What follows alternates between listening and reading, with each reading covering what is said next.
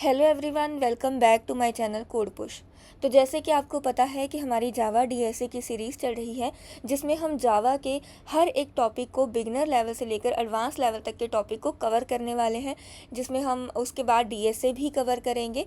तो अभी हमारी जो है ऊप्स की सीरीज़ चल रही थी, जिसमें हमारा आज का जो टॉपिक है वो है अब्स्ट्रैक्शन। ठीक है, तो ये भी एक ऊप्स का कॉन्सेप्ट है। तो आज हम देखने वाले हैं कि जावा में अब्स्ट्रैक्शन होता क्या है, और हम उसको यूज़ क्यों करते हैं, और जावा में हम उसको अचीव कैसे कर सकते हैं। ठीक है, तो सबसे पहले थोड़ी सी थ्योरी देख लेते हैं कि अब्स्ट्रैक्शन होता क्या है। So abstraction means showing only what is necessary to the outside world and hiding the internal working. तो सिंपली इसका क्या मतलब है कि हम यूज़र को सिर्फ वो चीज़ दिखाएंगे जो उसके लिए ज़रूरी है, उसके अंदर की जो वर्किंग है, इंटरनल वर्किंग है, वो हम उसको हाइड कर देंगे। तो इसी चीज़ को हम क्या बोलते हैं, अब्स्ट्रैक्शन बोलते हैं। बहुत ही सिंपल सी चीज़ है। जैसे इसको एक एग्जाम्पल से उन्होंने बताया है, रियल टाइम एग्जाम्पल के साथ। Think of it like a TV remote. You press the volume up button. You don't care and don't need to know how the remote sends a signal to the TV. The internal circuit is hidden from you. अब जैसे हमारे पास एक TV का remote होता है, जिसमें हमारे पास काफ़ी सारे बटन्स होते हैं, जैसे वॉल्यूम अप का, वॉल्यूम डाउन का, या फिर चैनल चेंज का हमारे पास बटन होता है, या ऑन ऑफ का बटन होता है। तो हमारे पास सिर्फ वो बटन का इंटरफेस होता है, और हमें ये पता होता है कि इस बटन को दबाने से ये वाला काम होगा। लेकिन वो काम कैसे हो रहा है, हमारा जो रिमोट है वो टीवी के साथ कैसे कनेक्ट हो रहा है, या फिर उसके अंदर कौन से सर्किट लगे हैं कि अगर हम ऑन का बटन दबाते हैं, ऑन या ऑफ का, तो वो ऑन ऑफ होता है, और अगर वॉल्यूम अप का बटन दबाते हैं तो वॉल्यूम अप ही होता है। तो ये सारी जो चीज़ें होती हैं वो इसकी जो इम्प्लीमेंटेशन होती है वो हमसे हाइड की जाती है। हमें सिर्फ बटन शो हो रहे होते हैं, क्योंकि यूज़र के लिए सिर्फ बटन शो होना ज़रूरी है। जो उसकी इंटरनल वर्किंग है वो यूज़र के लिए ज़रूरी नहीं है। तो हम यूज़र को क्या करते हैं, उस चीज़ को दिखाते नहीं है, उसको हाइड कर लेते हैं। तो इसी चीज़ को हम अगर कोडिंग में करते हैं तो उसको हम अब्स्ट्रैक्शन बोलते हैं। ठीक है, तो अब्स्ट्रैक्शन में हमारे पास क्या होता है कि हम कोड में सिर्फ वो कोड दिखाते हैं जो हमारे पास दिखाना ज़रूरी है। जो बहुत ही कॉम्प्लेक्स और इंटरनल इम्प्लीमेंटेशन होती है उसको हम हाइड कर लेते हैं। ठीक है, तो इससे हमारे कोड की जो कॉम्प्लेक्सिटी है वो कम होती है। ठीक है, तो अब अब्स्ट्रैक्शन यूज़ क्यों किया जाता है, वाई अब्स्ट्रैक्शन इज़ यूज। तो इसके हमारे पास मैंने यहाँ पर 3 पॉइंट्स लिख रखे हैं। ठीक है, तो जब मैं अब्स्ट्रैक्शन की एग्जाम्पल करूँगी तो उसके बाद मैं इनको एक्सप्लेन करूँगी। देखो, जो पहला पॉइंट है वो तो सिंपल है, to hide the complexity. You can expose what an object does without revealing how it does it, है ना। तो हम हमारे कोड में सिर्फ ये एक्सपोज कर सकते हैं कि हमारा जो ऑब्जेक्ट है पर्टिकुलर वो क्या काम कर रहा है, लेकिन वो कैसे कर रहा है वो चीज़ हम नहीं दिखाते, है ना। तो अब्स्ट्रैक्शन का जो होल पॉइंट होता है वो वही होता है कि हमें ये बताना होता है कि क्या काम हो रहा है, लेकिन वो काम कैसे हो रहा है हम उस चीज़ को हाइड रखते हैं। तो ये हमारे पास क्या करता है, हमारी जो कम्प्लेक्सिटी है उसको हाइड कर लेता है। तो जो सबसे पहला यूज़ केस है अब्स्ट्रैक्शन का वो यही है। ठीक है, अब इसके जो बाद का जो यूज़ केस है वो क्या है, to enable reusability. You can put shared logic in the abstract class and let sub classes only implement the unique parts। अब ये चीज़ आपको तभी समझ आएगी जब हम एग्जाम्पल के साथ करेंगे। ठीक है, तो एक नेक्स्ट पॉइंट है लूज कपलिंग का। तो लूज कपलिंग बेसिकली क्या होती है, लूज कपलिंग मतलब होती है कि मान लो कि हमारे पास कुछ कोड हमने ऐसा किया हुआ है, अगर हम किसी एक क्लास में चेंज करते हैं तो अगर उस क्लास में चेंज करने पर किसी और क्लास या किसी और कोड के कंपोनेंट में कोई और चेंज नहीं आता है तो उसको बोलते हैं कि हमारा कोड लूज कपल्ड है। और टाइट कपलिंग का क्या मतलब होता है कि अगर आप कोड में एक जगह चेंज करोगे तो आपकी पूरी की पूरी फंक्शनैलिटी हिल जाएगी, कहीं और भी चेंजेस आ जाएंगे, तो उसको टाइट कपलिंग बोलते हैं। तो टाइट कपलिंग ऑब्वियसली बात है कि हमारी कोडिंग के लिए सही नहीं रहेगा, क्योंकि अगर आप एक पार्ट में चेंज करोगे तो आपके दूसरे पार्ट्स में भी चेंज आ जाएगा कोड के, है ना। तो ये चीज़ हमारी सही नहीं होती। तो हमारा जो कोड होता है वो क्या होना चाहिए, लूज कपल्ड होना चाहिए। ठीक है, तो ये जो अब्स्ट्रैक्शन है उसकी वजह से हमारा जो कोड है वो लूज कपल हो जाता है। तो ये जो चीज़ है ना लूज कपलिंग, ये भी जब आप एग्जाम्पल करोगे तब आपको अच्छे से समझाऊंगी कि कैसे हमारा जो कोड है अब्स्ट्रैक्शन की वजह से लूज कपल्ड हो रहा है। ठीक है, अब इसकी थोड़ी सी ये पढ़ लेते हैं डेफिनेशन क्या है लूज कपलिंग की। But depending on abstract classes your code is not tightly bound to a specific implementation making it easier to switch implementation. ठीक है, तो मतलब हम क्या कर सकते हैं कि भाई अगर हमें स्विच इम्प्लीमेंटेशन का क्या मतलब है कि अगर अब हमें किसी फंक्शनैलिटी में चेंज करना है तो जहाँ जहाँ पे वो फंक्शनैलिटी यूज़ की हुई है तो हमें वहाँ जाकर हर बार चेंज करने की ज़रूरत नहीं होगी, हम सिर्फ हमारी अब्स्ट्रैक्ट क्लास में ही चेंज कर सकते हैं। ठीक है, तो ये चीज़ होती है हमारी लूज कपलिंग। ठीक है, और रीयूजेबिलिटी होता है, ये भी हम जब एग्जाम्पल के साथ करेंगे तब देखेंगे, ठीक है। तो अब हाउ जावा डज इट, ठीक है, तो यानी कि जो अब्स्ट्रैक्शन होती है जावा में वो कैसे अचीव की जाती है। Java provides 2 ways to achieve abstraction, ठीक है। पहला जो वे होता है वो होता है अब्स्ट्रैक्ट क्लास, ठीक है। तो पहला जो तरीका है वो है अब्स्ट्रैक्ट क्लास, बट इससे हमारे पास जो अब्स्ट्रैक्शन होती है वो 0 to 100% पॉसिबल है, ठीक है। कि मतलब ऐसा नहीं है कि हमेशा हर बार पूरा 100% अब्स्ट्रैक्शन ही होगा, तो इसमें 0 to 100 में वेरी कर सकती है। एक हमारा दूसरा तरीका होता है इंटरफेसेस, लेकिन इंटरफेस के थ्रू हमारे पास 100% अब्स्ट्रैक्शन होती है, ठीक है। अब हमारे पास क्या है, इसके हम एग्जाम्पल के साथ देखते हैं। सबसे पहले देखते हैं कि अब्स्ट्रैक्ट क्लास क्या होती है, ठीक है। सबसे पहले हम ये देखेंगे कि अब्स्ट्रैक्ट क्लास होती क्या है। अब्स्ट्रैक्ट क्लास, ठीक है जी। सबसे पहले हम अब्स्ट्रैक्ट क्लास को बनाने के लिए क्या यूज़ करते हैं, अब्स्ट्रैक्ट कीवर्ड यूज़ करते हैं, ठीक है। जिस भी क्लास के आगे हम अब्स्ट्रैक्ट कीवर्ड लगा देंगे तो वो हमारी जो क्लास है वो क्या बन जाती है, अब्स्ट्रैक्ट क्लास बन जाती है, ठीक है। तो अब्स्ट्रैक्ट क्लास जो होती है हमारी, ठीक है, can have both abstract and non abstract methods, ठीक है। अब अब्स्ट्रैक्ट मेथड्स क्या होते हैं, ठीक है। Abstract methods are the methods that has no body, ठीक है, that has no body और no implementation, ठीक है। कि हम नॉर्मली एक मेथड बना देते हैं बट उसकी कोई भी इम्प्लीमेंटेशन नहीं होती है, उसकी कोई भी बॉडी नहीं होती है, उसको अब्स्ट्रैक्ट मेथड बोलते हैं, ठीक है। तो अब्स्ट्रैक्ट क्लास क्या होती है, जिसमें हमारे पास क्या होता है, अब्स्ट्रैक्ट मेथड्स भी हो सकते हैं और नॉन अब्स्ट्रैक्ट मेथड्स भी हो सकते हैं। और अब्स्ट्रैक्ट मेथड का क्या मतलब होता है कि भाई वो वाला मेथड जिसमें हमारे पास क्या होता है, कोई भी बॉडी या कोई भी इम्प्लीमेंटेशन नहीं होता। अब जैसे कि हम कोई एक फंक्शन बनाते हैं, हम फंक्शन बनाते हैं जैसे वॉइड, ठीक है। फंक्शन का नेम होता है हमारे पास, और उसके बाद हमारे पास क्या होती है, ओपन पैरेंथेसिस होती हैं। फिर उसके बाद हम करली ब्रेसेस में क्या लिखते हैं, बॉडी लिखते हैं, है ना, कि भाई वो जो मेथड है वो क्या काम करने वाला है और कैसे करने वाला है। लेकिन अब अब्स्ट्रैक्शन का क्या मतलब होता है कि हम सिर्फ ये चीज़ बताएंगे कि क्या काम कर रहा है, ये नहीं बताएंगे कि वो कैसे कर रहा है ना। तो हम यहाँ पर उसको बॉडी नहीं देते हैं, यानी कि हम सिर्फ उसको एक फंक्शन का नाम बता देंगे और फंक्शन के नाम से हमें ये पता चल जाएगा कि हमारा क्या काम हो रहा है, लेकिन वो काम कैसे हो रहा है वो हम नहीं बताते। तो जो अब्स्ट्रैक्ट मेथड होते हैं उसकी बॉडी नहीं होती है, ठीक है। तो हमारा जो अब्स्ट्रैक्ट मेथड है वो कैसे बनेगा, अब्स्ट्रैक्ट, ठीक है। और यहाँ पर जैसे मान लो हमारे पास आ जाएगा वॉइड और यहाँ पर आ जाएगा प्रिंट, है ना, बस इतना सा होता है। इसमें करली ब्रेसेस के साथ उसकी बॉडी नहीं होती है। अब क्योंकि हमें बस इस मेथड से ये पता चल रहा है कि ये मेथड कुछ प्रिंट करेगा, लेकिन ये मेथड कैसे प्रिंट करेगा, जैसे हम प्रिंट करते हैं system.out को यूज़ करके, है ना, लेकिन अब ये प्रिंट कैसे करेगा हमें ये चीज़ नहीं पता है। तो इसी चीज़ को हम क्या बोलते हैं, अब्स्ट्रैक्शन बोलते हैं। और अब्स्ट्रैक्शन कैसे पॉसिबल है, अब्स्ट्रैक्ट क्लास के थ्रू, और अब्स्ट्रैक्ट क्लास के अंदर हमारे पास क्या होते हैं, अब्स्ट्रैक्ट मेथड्स होते हैं। बट ज़रूरी नहीं है कि अब्स्ट्रैक्ट क्लास के अंदर सिर्फ अब्स्ट्रैक्ट मेथड्स ही होंगे, नॉन अब्स्ट्रैक्ट मेथड्स भी हो सकते हैं, ठीक है। अब तीसरा जो पॉइंट है वो क्या है, यू कांट क्रिएट ऑब्जेक्ट्स, ठीक है, you can't create objects of abstract class directly, ठीक है। जैसे हम नॉर्मल क्लासेस के ऑब्जेक्ट्स क्रिएट करते थे तो अब्स्ट्रैक्ट क्लासेस के हम डायरेक्टली ऑब्जेक्ट्स क्रिएट नहीं कर सकते, ठीक है। अब जो देखो ये जो अब्स्ट्रैक्ट मेथड है हमने तो बना दिया कि भाई ये अब्स्ट्रैक्ट मेथड है और ये कुछ प्रिंट कर रहा है, लेकिन ये कैसे कर रहा है वो कहीं तो हमें लिखना पड़ेगा ना, इसकी बॉडी हमें कहीं तो देनी पड़ेगी। तो हम वो चीज़ कहाँ पर करते हैं, हम ये चीज़ करते हैं चाइल्ड क्लासेस में, ठीक है। अब जैसे अब्स्ट्रैक्ट क्लास है, अब्स्ट्रैक्ट क्लास क्या बन जाती है, पेरेंट क्लास बन जाती है, और उसको जो क्लास एक्सटेंड करेगी वो उस मेथड को इम्प्लीमेंट करेगी। अब जैसे मान लो कि मेरे पास ये अब्स्ट्रैक्ट क्लास थी, ठीक है, इसका जो मेरे पास मेथड है प्रिंट मैंने बना दिया है, एक अब्स्ट्रैक्ट मेथड बना दिया है ना। अब इसकी इम्प्लीमेंटेशन कहाँ होगी, abstract methods are implemented only in child classes, ठीक है। चाइल्ड क्लासेस के अंदर ही हम इन मेथड्स की क्या करते हैं, इम्प्लीमेंटेशन करते हैं ना। और वो चाइल्ड क्लासेस हमारे पास क्या होते हैं, इंटरनली पड़ी होती हैं, और सामने हमारे क्या शो होती है, सिर्फ अब्स्ट्रैक्शन क्लास शो होती है।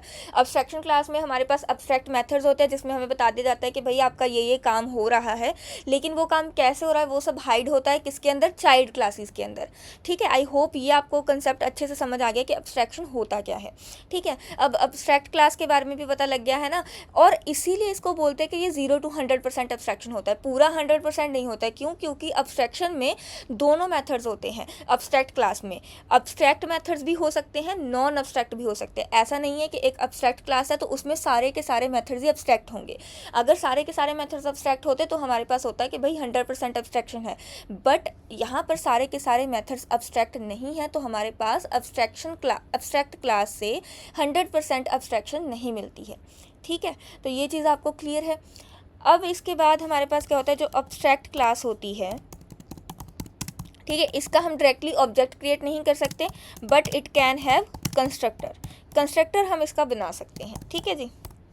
एक और जो रूल होता है एब्स्ट्रैक्ट क्लास का, वो ये होता है कि हमारे पास इसमें हम क्या कर सकते हैं, जो हम मेथड्स बनाते हैं, प्राइवेट मेथड हम नहीं बना सकते हैं। ठीक है, अगर हम कोई भी एब्स्ट्रैक्ट मेथड बना रहे हैं एब्स्ट्रैक्ट क्लास के अंदर, तो वो प्राइवेट नहीं हो सकता। ठीक है, abstract methods can be public, protected और डिफ़ॉल्ट। ठीक है, नॉट अलाउड कौन सा अलाउड नहीं है, प्राइवेट एब्स्ट्रैक्ट मेथड अलाउड नहीं है। क्यों? क्योंकि देखो एब्स्ट्रैक्ट मेथड क्या होता है, जिसकी कोई भी इम्प्लीमेंटेशन नहीं होती है। अगर आप उसको प्राइवेट बना दोगे तो वो तो सब क्लासेस को विजिबल ही नहीं होगा, तो उसकी इम्प्लीमेंटेशन ही नहीं कर पाएंगे हम, है ना। तो इसीलिए जो एब्स्ट्रैक्ट मेथड्स होते हैं उनको प्राइवेट हम नहीं रख सकते हैं। ठीक है, तो ये हमारे कुछ रूल एंड रेगुलेशंस थे एब्स्ट्रैक्ट क्लास के। ठीक है, आई होप आपको समझ आ गया होगा।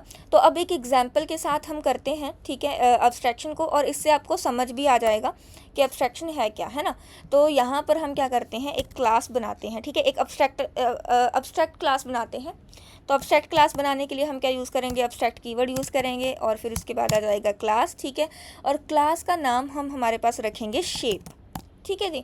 तो एब्स्ट्रैक्ट क्लास का नाम हमने शेप रख दिया। अब इसके अंदर हम एक नॉर्मल मेथड बनाएंगे जो कि एब्स्ट्रैक्ट मेथड नहीं होगा। तो हम यहाँ पर एक मेथड बनाते हैं वॉइड प्रिंट का। ठीक है, एक प्रिंट का मेथड बना देते हैं, इसको हम इम्प्लीमेंटेशन दे देंगे, है ना। तो इसको हम पब्लिक, प्रोटेक्टेड कुछ भी बना सकते हैं, या फिर डिफ़ॉल्ट भी बना सकते हैं, है ना। तो हमने डिफ़ॉल्ट बनाया हुआ है। तो प्रिंट का हमने मेथड बना दिया, और हमने यहाँ पर प्रिंट कराया system.out.println, और यहाँ पर हम लिख रहे हैं दिस इज़ अ शेप। ठीक है, कि ये एक शेप है।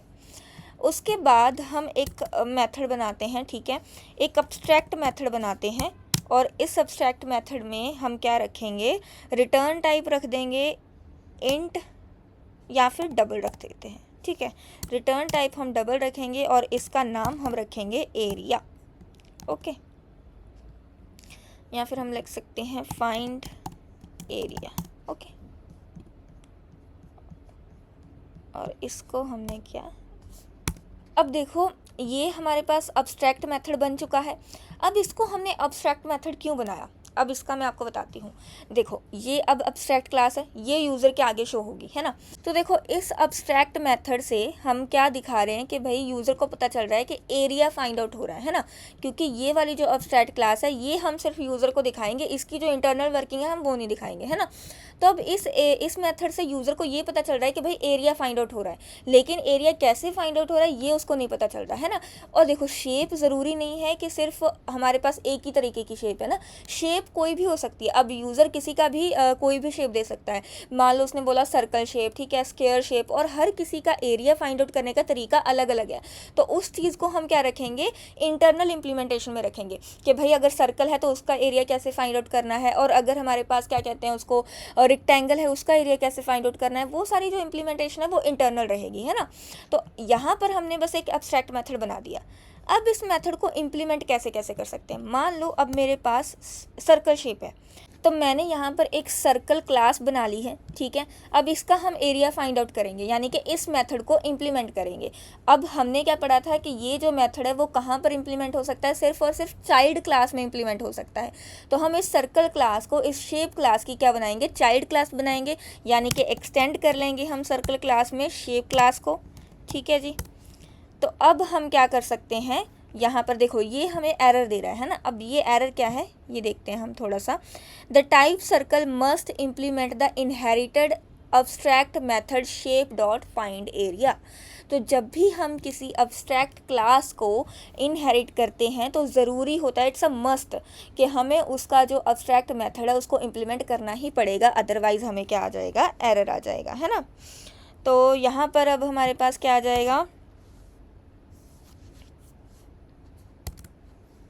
हम यहाँ पर क्या करेंगे, फाइंड एरिया को इम्प्लीमेंट करें। देखो ये ओवरराइड कीवर्ड अपने आप आ गए, यानी कि हम क्या कर रहे हैं, इस मेथड को ओवरराइड कर रहे हैं, है ना। तो अब देखो रिटर्न हमारे पास, हमने यहाँ पर एक डबल वैल्यू रिटर्न करनी है। तो देखो सर्कल है, सर्कल का हम एरिया कैसे निकाल सकते हैं। तो सर्कल का एरिया फाइंड आउट करने का जो हमारे पास फॉर्मूला होता है वो क्या होता है, पाई। पाई की वैल्यू हमारे पास होती है ना कुछ 3.14, और पाई को हम मल्टीप्लाई करते हैं r इंटू आर, है ना। ये होता है ना हमारे पास फॉर्मूला, r होता है हमारे पास रेडियस, है ना। तो अब यानी कि हमें रेडियस भी चाहिए, तो हम यहाँ पर एक ले लेते हैं वेरिएबल, ठीक है, डबल का, क्योंकि रेडियस तो पॉइंट में भी हो सकता है ना। तो डबल आर नहीं, रेडियस ही ले लेते हैं हम, है ना। और इसकी इनिशियल वैल्यू हम कर देते हैं भाई 0.0 है, ठीक है। अब हम सर्कल क्लास का एक कंस्ट्रक्टर बनाते हैं, ठीक है जी। सर्कल क्लास का एक कंस्ट्रक्टर बनाते हैं, जो कंस्ट्रक्टर क्या लेकर आएगा, रेडियस लेकर आएगा, है ना। तो रेडियस हमारे पास कैसे आएगा, डबल टाइप का हमारे पास रेडियस आएगा, और जो रेडियस हमें कंस्ट्रक्टर से मिल रहा होगा हम उसको इस रेडियस में क्या कर देंगे, असर्ट कर देंगे। अब radius this dot radius equals to हमारे पास क्या आ जाएगा, जो कंस्ट्रक्टर से रेडियस आ रहा है ना, ठीक है जी। अब ये चीज़ क्लियर है। अब हमारे पास क्या है, हमें एरिया फाइंड आउट करना है। एरिया हम कैसे फाइंड आउट करेंगे, मैथ, देखो अब पाई कहाँ से आएगा, पाई आएगा मैथ लाइब्रेरी से, है ना। मैथ डॉट हमारे पास क्या होगा, पाई, पाई की वैल्यू हमारे पास रही ये, ठीक है। अब इसको हम क्या करेंगे, मल्टीप्लाई कर देंगे रेडियस के साथ, फिर से मल्टीप्लाई करेंगे रेडियस के साथ, ठीक है। तो ये हमारे पास एरिया इसका निकल के आ जाएगा सर्कल क्लास का। अब मान लो कि हमारे पास कोई और क्लास है, ठीक है। अब मान लो हमारे पास कोई और क्लास है, यानी कि स्क्वायर की क्लास है, ठीक है जी। अब क्लास हमारे पास किसकी है, स्क्वायर की क्लास है। स्क्वायर एक्सटेंड्स, ठीक है। अब स्क्वायर भी हमारे पास किसको एक्सटेंड करेगा, शेप को एक्सटेंड करेगा, ठीक है जी। अब यहाँ पर भी एरर आ रहा है, क्योंकि हमने अभी तक इसका जो डुप्लीकेट वाला, जो डुप्लीकेट बोल रही हूँ, इसका जो अब्स्ट्रैक्ट मेथड है वो हमने इम्प्लीमेंट नहीं किया है। तो हम अब्स्ट्रैक्ट मेथड यहाँ पर इम्प्लीमेंट कर लेंगे, ठीक है। और अब्स्ट्रैक्ट मेथड हमारा है क्या, फाइंड एरिया, ठीक है। फाइंड एरिया हमने ओवरराइड कर लिया है। अब हमारे पास ये जो स्क्वायर है, स्क्वायर का हम कैसे निकालते हैं, स्क्वायर का हमारे पास होता है साइड इंटू साइड, है ना। तो हम साइड ले लेंगे यहाँ पर, सेम जैसे हमने यहाँ पर रेडियस लिया था, ठीक है। डबल हमने लिया साइड, ठीक है। और इसकी जो हमने इनिशियल वैल्यू है वो 0.0 रख दी है। और फिर उसके बाद हमने इसका फिर से कंस्ट्रक्टर बनाया स्क्वायर का, जिसमें हम क्या लेंगे, साइड लेंगे यूज़र से जब हम इसका ऑब्जेक्ट क्रिएट करेंगे। और जो हमारी ये वाली साइड है, यानी कि दिस डॉट साइड, इसमें हम जो कंस्ट्रक्टर से साइड मिल रही है वो क्या कर देंगे, इंसर्ट कर देंगे, है ना। तो उसके बाद एरिया हम यहाँ पर कैसे निकालेंगे, साइड इंटू साइड, ठीक है जी। तो ये चीज़ आपको समझ आई कि हमने बस एक जगह पे अब्स्ट्रैक्ट मेथड बना कर रख दिया। अब हम इसको कहीं भी कैसे भी इम्प्लीमेंट कर सकते हैं। सर्कल क्लास में हमने इसकी इम्प्लीमेंटेशन अलग रखी है, स्क्वायर क्लास में हमने इसकी इम्प्लीमेंटेशन अलग रखी है ना। तो अब यहाँ पर हो क्या रहा है, हमने एक अब्स्ट्रैक्ट क्लास बनाई शेप, जिसको हमने यूज़र के आगे रख दिया, जिसमें हमने उसको बताया कि भाई ये जो शेप क्लास है वो आपकी जितनी भी शेप्स होती हैं उसका एरिया फाइंड आउट कर रही है। अब वो कैसे इंटरनली फाइंड आउट कर रही है वो हमने सब कहाँ पर रखा, सब क्लासेस में रखा, है ना, जो हमने यूज़र से हाइड कर ली। अब इसमें हमारे पास क्या है, देखो अगर यूज़र चाहता है कि सर्कल का एरिया, है ना, तो हम क्या करेंगे, इस क्लास का ऑब्जेक्ट बनाएंगे सर्कल के थ्रू। और अगर वो चाहता है स्क्वायर का एरिया फाइंड आउट करना, तो हम इस क्लास का ऑब्जेक्ट बनाएंगे स्क्वायर के थ्रू, ठीक है। और ये जो फाइंड एरिया की इम्प्लीमेंटेशन है वो हर क्लास की अपनी अलग है, सर्कल के लिए अलग है, स्क्वायर के लिए अलग है ना। तो अब हमारे पास जो हमने यहाँ पर एक पॉइंट लिखा था कि अब्स्ट्रैक्शन क्यों यूज़ की जाती है, उसमें एक पॉइंट है, आई होप अब आपको वो समझ आ जाएगा easily. To enable reusability you can put shared logic in the abstract class and let sub classes only implement the unique parts, है ना। अब इसको देखते हैं कि भाई जो हमने बोला था कि इसका जो ऑब्जेक्ट है हम डायरेक्टली नहीं बना सकते, यानी कि हम क्या चीज़ नहीं कर सकते हैं। मान लो कि मेरे पास ये एक शेप क्लास है ना, ये अब्स्ट्रैक्ट क्लास है। अब मैं इसका ऑब्जेक्ट बनाने का ट्राई करती हूँ, शेप इक्वल्स टू न्यू, हमारे पास आ जाएगा शेप, ठीक है। तो मैं इसका ऑब्जेक्ट क्रिएट नहीं कर पा रही हूँ, मेरे पास क्या आ रहा है, एरर आ रहा है, can not instantiate the type shape, instantiate मतलब वही कि हम ऑब्जेक्ट नहीं बना सकते हैं ना, तो हम इस अब्स्ट्रैक्ट क्लास का जो है ऑब्जेक्ट डायरेक्टली नहीं बना सकते, तो हम कैसे बनाएंगे, हम इसकी जो सब क्लासेस हैं उनको यूज़ करके बनाएंगे। ठीक है, तो मान लो अब हमें सर्कल का एरिया फाइंड आउट करना है, तो अगर हमें सर्कल का एरिया फाइंड आउट करना है तो हम इसका ऑब्जेक्ट सर्कल क्लास को यूज़ करके बनाएंगे। तो यहाँ पर मैं यूज़ कर लूँगी सर्कल। ठीक है, अब देखो इसके कंस्ट्रक्टर में हमें क्या चाहिए था, रेडियस चाहिए था, तो हम इसको रेडियस दे देंगे 7.5। ठीक है, अब उसके बाद हमारे पास आ जाता है, ठीक है, अगर अब मैं इस शेप को यूज़ करूं, ठीक है, शेप डॉट फाइंड एरिया मेरे पास आ जाएगा और ये मुझे एरिया निकाल कर दे देगा, है ना। तो देखो यहाँ पर क्या कर सकते हैं ना, हम इसको शेप की बजाय यहाँ पर मैं बता देती हूँ कि सर्कल, कि भाई मैं सर्कल का ऑब्जेक्ट बना रही हूँ, है ना। और इसको हम प्रिंट भी करा लेंगे, ये जो हमारे पास निकल रहा है system dot out dot println. ठीक है, तो इस चीज़ को हम क्या करा लेंगे, प्रिंट करा लेंगे। और यहाँ पर हम क्या प्रिंट कराएंगे,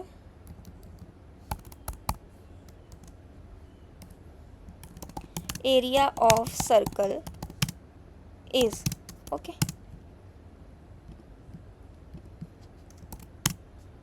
एरिया ऑफ सर्कल इज। ठीक है, फिर उसके बाद हमारे पास क्या आ जाएगा, जो हमने एरिया फाइंड आउट किया है। ठीक है, अब यहाँ पर मेरे पास कुछ तो अच्छा शेप नहीं, अब यहाँ पर हमने चेंज कर दिया था, यहाँ पर सर्कल है ना, तो यहाँ पर आ जाएगा सर्कल। ओके, अब हम चाहते हैं कि हम स्क्वायर का एरिया फाइंड आउट करें, तो स्क्वायर का एरिया फाइंड आउट करने के लिए हम फिर से शेप का ऑब्जेक्ट बनाएंगे, बट इस बार हम शेप का ऑब्जेक्ट किसके थ्रू बनाएंगे, हम इस बार बनाएंगे स्क्वायर के थ्रू, है ना। तो स्क्वायर के थ्रू हम बनाएंगे न्यू स्क्वायर। ठीक है जी, अब इसमें हमने दे दिया 5। ओके, और ये मुझे क्या बोल रहा है कि भाई आपको डबल में देना था, है ना, तो मैं यहाँ पर अगर मुझे 5 देना तो मैं 5.0 कर देती हूँ। ठीक है जी, अब system dot out dot println, अब स्क्वायर को यूज़ करके हमने क्या फाइंड आउट किया, एरिया ऑफ, किसका एरिया हम फाइंड आउट कर रहे हैं, स्क्वायर का। Area of square is find area. ठीक है, तो इसको एक बार रन करके देख लेते हैं। तो मेरे पास यहाँ पर आ चुका है, area of circle is 176 and area of square is 225, है ना। तो ये तो 25 आना चाहिए था, साइड इंटू साइड हमारे पास 25, 5 इंटू 5 हमारे पास 25 होता है। ठीक है, तो आई होप ये आपको समझ आ गया होगा कि अब्स्ट्रैक्ट क्लास होती क्या है और इसका हम यूज़ कैसे करते हैं, है ना। तो लूज़ कपलिंग का क्या मतलब होता है, देखो लूज़ कपलिंग का क्या मतलब है, अब मान लो कि मुझे देखो ये मेरा जो मेथड है ना, फाइंड एरिया। ठीक है जी, अब ये एक मेथड हमने बना रखा है, अब मुझे अगर सर्कल की इम्प्लीमेंटेशन में चेंज करना है तो मैं यहाँ पर इम्प्लीमेंटेशन चेंज करूँगी और मेरा कहीं पर भी कोई चेंज नहीं आएगा, है ना। तो इसकी मेन इम्प्लीमेंटेशन पर कोई भी चेंज नहीं आएगा। अगर मुझे स्क्वायर में चेंज करना है तो मैं स्क्वायर में चेंज करूँगी और कहीं भी चेंज नहीं आएगा। तो ये मेरी कोड की लूज़ कपलिंग जो है वो इनेबल करता है, ठीक है, एब्स्ट्रैक्शन। तो आई होप ये चीज़ आपको समझ आ गई है। ठीक है जी, अब हम देखते हैं दूसरा तरीका क्या है एब्स्ट्रैक्शन का। दूसरा तरीका है इंटरफेसेस के थ्रू। तो इंटरफेसेस हमारे पास क्या होते हैं अब, है ना। तो इंटरफेसेस हमारे पास क्या होता है, जो हमारे पास टोटली अब्स्ट्रैक्टेड होते हैं, क्योंकि इसमें क्या होता है, all the methods are abstract, all the methods are abstract. इसमें सारे के सारे मेथड्स अब्स्ट्रैक्ट होते हैं। बाय डिफ़ॉल्ट आप इसमें कोई भी नॉन अब्स्ट्रैक्ट मेथड क्रिएट नहीं कर सकते इंटरफेसेस में, ठीक है। और अब्स्ट्रैक्ट क्लास और इंटरफेस में एक डिफरेंस ज़रूर होता है। देखो ऑब्जेक्ट तो हम अब्स्ट्रैक्ट क्लास का भी क्रिएट नहीं कर सकते, इंटरफेस का भी क्रिएट नहीं कर सकते, बट अब्स्ट्रैक्ट क्लास के पास कंस्ट्रक्टर होता है, बट इंटरफेस के पास कंस्ट्रक्टर भी नहीं होता है। Interfaces can't have constructor, okay, constructor. उसके अलावा हमारे पास क्या होता है इंटरफेसेस में, हमारे पास जितने भी मेथड्स होते हैं वो अब्स्ट्रैक्ट होते हैं, ये चीज़ क्लियर है, ठीक है। जो इंटरफेसेस होते हैं, interfaces tells what classes will do but don't tell how they will do, है ना। तो इंटरफेस हमें ये बताता है कि जो क्लासेस इसको इम्प्लीमेंट कर रही हैं इंटरफेस को, वो क्या काम कर रही हैं, लेकिन कैसे कर रही हैं वो नहीं बताता, यानी कि इसमें सारे मेथड्स अब्स्ट्रैक्ट होते हैं। और सबसे बड़ी बात जो होती है इंटरफेसेस की, इसमें देखो जैसे जब हम जो अब्स्ट्रैक्ट क्लास होती है उसको हम एक्सटेंड करते हैं ना अपनी चाइल्ड क्लासेस में, बट इंटरफेसेस को क्या करते हैं हम इम्प्लीमेंट करते हैं, यानी कि हम क्या यूज़ करते हैं, इम्प्लीमेंट्स कीवर्ड यूज़ करते हैं, ना कि एक्सटेंड्स कीवर्ड यूज़ करते हैं, ठीक है। दूसरी चीज़ हमारे पास क्या होती है कि जो इंटरफेसेस होते हैं उसमें जो मेथड होते हैं वो ऑलरेडी बाय डिफ़ॉल्ट ही अब्स्ट्रैक्ट होते हैं, तो उसमें हमें no need to use abstract keyword, ठीक है। अब्स्ट्रैक्ट कीवर्ड यूज़ करने की कोई ज़रूरत नहीं होती है उसमें मेथड्स बनाने के लिए, ठीक है जी। तो ये हमारे पास कुछ इंटरफेसेस के रूल्स होते हैं, और अब हम देखते हैं एग्जांपल के साथ, ठीक है जी। तो एक इंटरफेस क्रिएट करके देखते हैं हम, ठीक है। सबसे पहले मैंने एक इंटरफेस क्रिएट किया, ठीक है। इंटरफेस को क्रिएट करने के लिए हमारे पास क्या कीवर्ड होता है, क्लास की बजाय हमारे पास कीवर्ड होता है इंटरफेस, ठीक है। अब मैंने मान लो कि एक इंटरफेस क्रिएट किया है स्मार्ट डिवाइस नाम का, ठीक है जी। स्मार्ट डिवाइस नाम का इंटरफेस मैंने क्रिएट किया है, जिसके अंदर मैंने एक मेथड बनाया है टर्न ऑन, ठीक है। टर्न ऑन, टर्न ऑन क्या करता है, ये हमें बताएगा कि हमारा जो डिवाइस है वो ऑन हो रहा है या ऑफ़ हो रहा है, ठीक है। एक मेथड हम ऑफ़ के लिए भी अलग बना देते हैं, ठीक है, टर्न ऑफ, ठीक है जी। अब एक चीज़ और है, जावा 8 से पहले क्या था कि हम जो इंटरफेस है उसमें सिर्फ़ और सिर्फ अब्स्ट्रैक्ट मेथड ही बना सकते थे, जैसे कि मैंने आपको बताया था।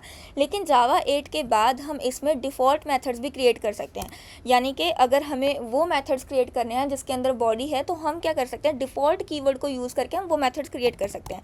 तो यहाँ पर एक डिफ़ॉल्ट मेथड क्रिएट कर लेते हैं हम, डिफ़ॉल्ट वॉइड, और यहाँ पर हम क्रिएट कर लेते हैं प्रिंट नाम का एक मेथड, ठीक है, जो कि क्या प्रिंट करेगा, system dot out dot println, और यहाँ पर हम प्रिंट करा लेते हैं हेल्पर, है ना, स्मार्ट डिवाइस हेल्पर, क्योंकि इंटरफेस एक हेल्पर है, ठीक है जी, जो हमें बता रहा है कि क्या क्या काम होना है, लेकिन कैसे कैसे होना है वो तो हमारी क्लासेस ही हमें बताएंगी, ठीक है। अब मान लो कि हमारे पास स्मार्ट डिवाइसेस में हमारे पास है स्मार्ट लाइट, तो हम एक क्लास बना लेंगे स्मार्ट लाइट की, स्मार्ट लाइट, और ये अब किसको इम्प्लीमेंट करेगी, इस इंटरफेस को इम्प्लीमेंट करेगी, है ना।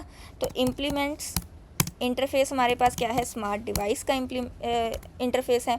अब यहाँ पर फिर से एरर आ रही है क्योंकि मैंने इनको क्या करना है, अभी यहाँ पर ओवरराइड करना है मेरी क्लास में। तो जब टर्न ऑफ को मैंने इम्प्लीमेंट किया और टर्न ऑन को इम्प्लीमेंट किया, तो ये मेरी एरर जो है वो चली जाएगी, ठीक है। तो अब टर्न ऑफ में हमारे पास क्या आ जाएगा, हम यहाँ पर प्रिंट करा लेंगे system dot out dot println, और यहाँ पर हम कर देंगे smart light is turn off, okay. और टर्न ऑन में हम क्या करेंगे, system dot out dot println smart light is turn on, okay, ठीक है जी। अब हम बना लेते हैं कि भाई एक कॉफ़ी मशीन है ना, स्मार्ट कॉफ़ी मशीन, और ये भी हमारे पास किसको इम्प्लीमेंट करेगी, हमारे स्मार्ट डिवाइस को इम्प्लीमेंट करेगी। और इसमें हमारे पास क्या क्या हो जाएगा, फिर से वही turn off and turn on, ठीक है जी। और यहाँ पर हमारे पास आ जाएगा system dot out dot println, और इसको यूज़ करके हम यहाँ पर क्या लिखेंगे, smart coffee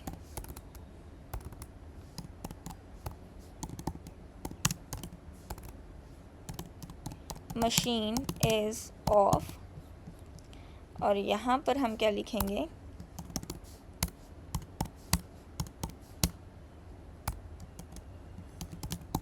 smart coffee machine is on, ठीक है। तो बाकी हमारा सेम ही है जैसे हमने अब्स्ट्रैक्ट क्लास में किया था। अब हम क्या करेंगे, इस जो हमारा देखो इंटरफेस का हम डायरेक्टली नहीं बना सकते हैं, ऑब्जेक्ट किसके थ्रू बनाएंगे, इन सब क्लासेस के थ्रू बनाएंगे, स्मार्ट लाइट और स्मार्ट कॉफ़ी मशीन के थ्रू। अब यहाँ पर हमने एक ऑब्जेक्ट बनाया किसका, स्मार्ट डिवाइस का, ठीक है जी। स्मार्ट डिवाइस का हम एक ऑब्जेक्ट बनाते हैं और इसका नाम हम रख देते हैं, क्योंकि अब हम स्मार्ट लाइट की बात कर रहे हैं, स्मार्ट लाइट। अब इक्वल्स टू हमारे पास क्या आ जाएगा, न्यू स्मार्ट लाइट, ठीक है जी। अब अगर हम इस स्मार्ट लाइट को यूज़ करके किसको कॉल करेंगे, टर्न ऑफ को कॉल करेंगे।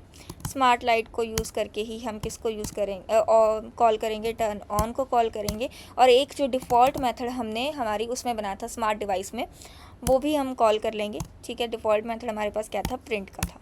ठीक है जी। फिर उसके बाद हम क्या करेंगे, स्मार्ट डिवाइस का फिर से ऑब्जेक्ट बनाएंगे इंटरफेस का हमारे। अब इस बार हम किसके थ्रू बनाने वाले हैं, कॉफ़ी मशीन के थ्रू, है ना। कॉफ़ी मशीन के थ्रू हम बनाएंगे न्यू, और यहाँ पर हमारे पास आ जाएगा कॉफ़ी, स्मार्ट कॉफ़ी मशीन था ना, स्मार्ट कॉफ़ी मशीन। ठीक है, अब इसको यूज़ करके, कॉफ़ी मशीन को यूज़ करके हम करेंगे कॉल टर्न ऑन। ठीक है, कॉफ़ी मशीन को यूज़ करेंगे तो टर्न ऑफ, और इसको यूज़ करके, कॉफ़ी मशीन को ही यूज़ करके हम प्रिंट को भी कॉल करवा लेंगे। ठीक है, तो अब हम इसको रन करके देखेंगे। तो अब हमारे पास देखो सबसे पहले क्या हुआ, smart light is of, smart light is on. ठीक है, स्मार्ट डिवाइस हेल्पर हमारे पास साथ में प्रिंट होगा क्योंकि हमने ये डिफ़ॉल्ट प्रिंट भी प्रिंट करा लिया। उसके बाद हमारे पास स्मार्ट कॉफ़ी मशीन ऑन है, smart coffee machine of and smart device helper. ठीक है जी। तो ऐसे हमारे पास जो होते हैं इंटरफेस की इम्प्लीमेंटेशन होती है। तो यही हमारे पास टॉपिक था अब्स्ट्रैक्शन का। ठीक है, अब्स्ट्रैक्शन को हम दो तरीक़ों से अचीव कर सकते हैं, एक अब्स्ट्रैक्ट क्लास के थ्रू और एक इंटरफेस के थ्रू। दोनों के बीच में इम्प्लीमेंटेशन में क्या डिफरेंस होता है, वैसे उन दोनों में क्या डिफरेंस होता है, वो सब हमने एक्सप्लेन कर दिया है।